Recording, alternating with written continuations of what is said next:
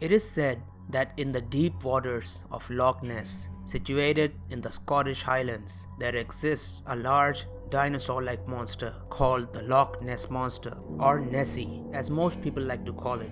In the beginning, Nessie was a murderous creature and the locals called it Kelpie. It would shapeshift into a beautiful horse that enticed passerby into riding on its back across the Scottish countryside, only to later plunge them into the loch and eat them.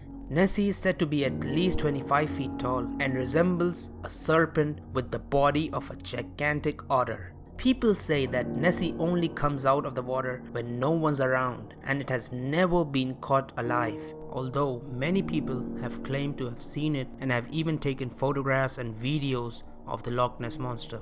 The first reported encounter with Nessie is of 565 AD, which has been recorded in a book called Life of Saint Columba, where it tells of Saint Columba who saved a swimmer from a hungry monster in the Ness River. The Loch Ness Monster came to limelight in 1934 when the infamous surgeon's photograph was taken by Robert Wilson, who was looking at the loch when he noticed Nessie and quickly snapped a photo of the beast.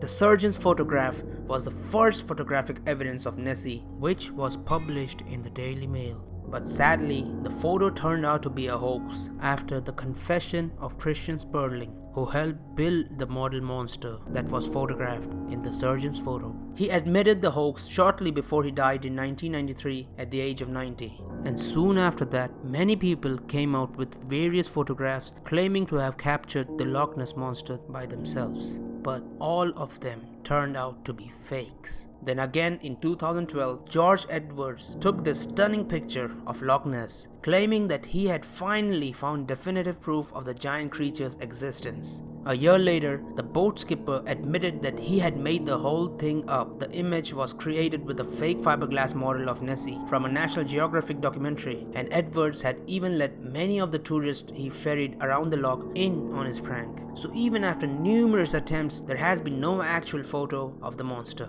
But some people claim that Nessie could in fact be a Plesiosaur, an ancient dinosaur which probably survived the mass extinction event. Even I was baffled by the theory, because I could clearly see the resemblance between a Plesiosaur and the description of Nessie, which was almost identical, until I learned that the osteology of the neck of the Plesiosaur makes it absolutely certain that they cannot lift their heads above water like Nessie does. And even if a certain species could magically do that, there should be at least 30 such Plesiosaurs to sustain a viable colony over time. One single beast cannot survive for thousands of years. And if 30 gigantic sea creatures regularly came out to breathe air, certainly the flock of tourists around the loch would have noticed them. But the final nail in the coffin came when in 2006, BBC used 600 sonar beams to search the loch from end to end in hopes that they would find Nessie. But alas, they failed to detect any sign of a large living animal in its waters. Even a small submarine was sent to explore the depths of the lake, but no convincing evidence was ever found. So why is it that even after conclusive evidence of there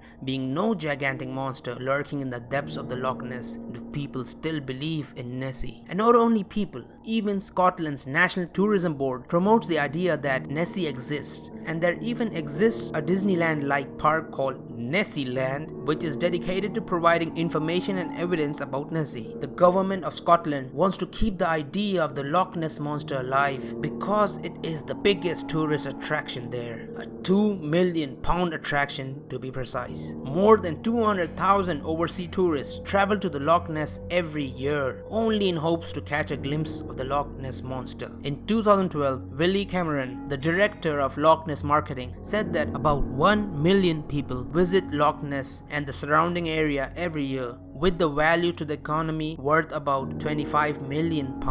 And he says more than 85% of them are attracted by the phenomenon of the Loch Ness Monster. They also invite celebrities like Charlie Sheen, Katy Perry to try and hunt for the Loch Ness Monster so that people would hear about it and would want to search for the monster themselves. So now we know why people aren't letting the Loch Ness Monster theory die. Not because there is an actual monster lurking around, but rather it's a giant underwater money printing monster without any evidence to support it. But who knows? The legend says that Nessie is a shape-shifting horse who turns into the monster after it drags its victims. So the BBC people maybe couldn't see it since it was a horse at the time they were conducting sonar experiments. How about you book a ticket to the Ness and see it for yourself?